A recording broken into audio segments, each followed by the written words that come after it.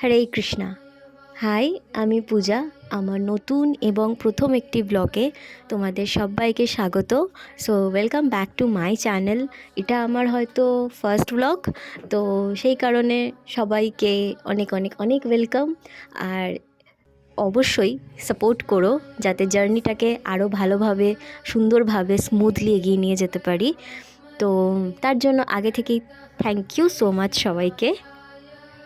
সকালটা শুরু হয় খুবই তাড়াহুড়োর মধ্যে। ঠাকুর প্রণাম করে এখানে আমি আমার জিরার জলটা খেয়ে নিয়ে বাইরের একটুখানি এইটুকুই মি টাইম আমি আমার সাথে কাটাতে পারি, কারণ সারাদিন আর সময় হয়ে ওঠে না নিজের সাথে সময় কাটানোর, যেটা খুবই দরকার আমাদের জন্য। কিন্তু সেই সেলফ লাভ বা সেলফ কেয়ারটা কাজের চাপে আর হয়ে ওঠে না। তাই যতটা পারি চেষ্টা করি সকালের দিকটা অন্তত নিজের সাথে কাটানোর।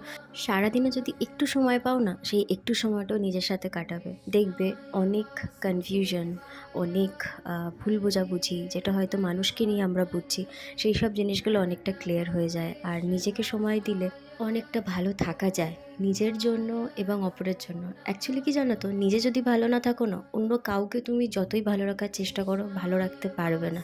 ঠিক তেমনই তুমি যদি নিজেকে ভালোবাসতে না পারো, তুমি অন্যকে যতই ভালোবেসে কেয়ারে রাখার চেষ্টা করো না কেন, সেটা তুমি কখনোই পারবে না। এটা আমি হয়তো আগে বুঝতাম না, ওই বলে না সব কিছু বয়সের সাথে আসে, তো ম্যাচুরিটিটা হয়তো এখন এসছে। তো সেই জন্য আমি সাজেস্ট করি সবসময় যে আগে নিজেকে ভালোবাসো। নিজেকে যদি ভালোবাসতে পারো, ভালো রাখতে পারো, তাহলে অবশ্যই তুমি অন্য একজনকেও ভালো রাখতে পারবে, তাকে ভালোবাসতে পারবে। তো তারপরেই শুরু হয়ে যায় আমার তাড়াহুড়ো ভরা জীবন, যেটা সপ্তাহের 6টা দিনই আমার থাকে। রোজ সকালে একই নিয়ম, একটা দিন বাদ দিয়ে। বাট ওই একটা দিনে মনে হয় যেন সারা সপ্তাহের কাজটা অনেক বেশি পরিমাণে পড়ে যায়। তো সেই দিনকেও যে একটু নিজের জন্য সময় বার করব, সেটাই হয়ে ওঠে না। অ্যাকচুয়ালি এটাই হয়, যখন অনেক ফ্রি থাকতাম না, তখন ভাবতাম যে কেন সবাই এত বিজি, আমার লাইফটা এত কেন বিজি নয়। কিন্তু এখন বিয়ের পর যখন এক একটা সেকেন্ড আমি ভাবি যে নিজের সাথে একটু সময় কাটাবো বা কিছু, বাট সেই জিনিসটা আর হয় না। এটাই হয়তো বড় হয়ে ওঠা, যেটা ছোট থেকে আমরা চাই যে কবে বড় হব, কবে সবার মতন বিজি থাকবো, সেটা সেই সময়টা হয়তো আমরা নষ্ট করে ফেলি।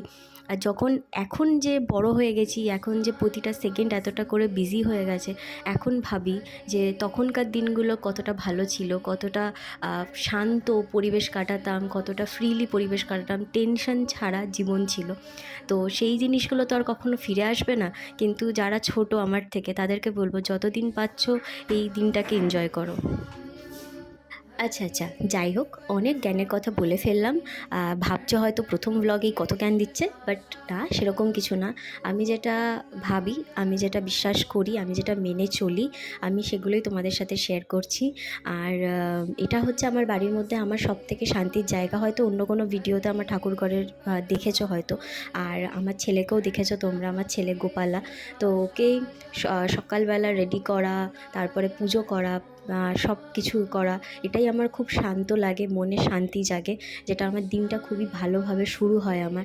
তারপরে আমি আমার আর্নিক করলাম, এখানে ঠাকুর আরতি করে, ঠাকুরকে ভোগ নিবেদন করে আমি চলে যাব রেডি হওয়ার জন্য, কারণ একদমই আর হাতে সময় থাকে না। তারপরে তারপরে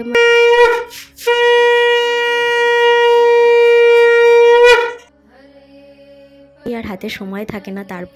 তারপরে মানে ওই দুরন্ত মেলের মতন আমি দৌড়াতে থাকি, কতক্ষণে আমি অফিস পৌঁছাবো, এই হচ্ছে ব্যাপার। তো চলো, আজকের মতন টাটা। প্লিজ লাইক করো অ্যান্ড ফলো করো, সাপোর্ট করো, এটুকুই বলবো। আর তার জন্য আগে থেকে অনেক অনেক অনেক অনেক ধন্যবাদ।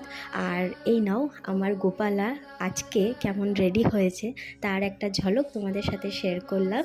আর আমার গোপালাকে অনেক অনেক ভালোবাসা দিও, আর আমাকেও অনেক ভালোবাসা দিও। এইভাবেই পাশে থেকো আর এগিয়ে নিয়ে যাও। থ্যাংক ইউ সো মাচ সবাইকে। টাটা।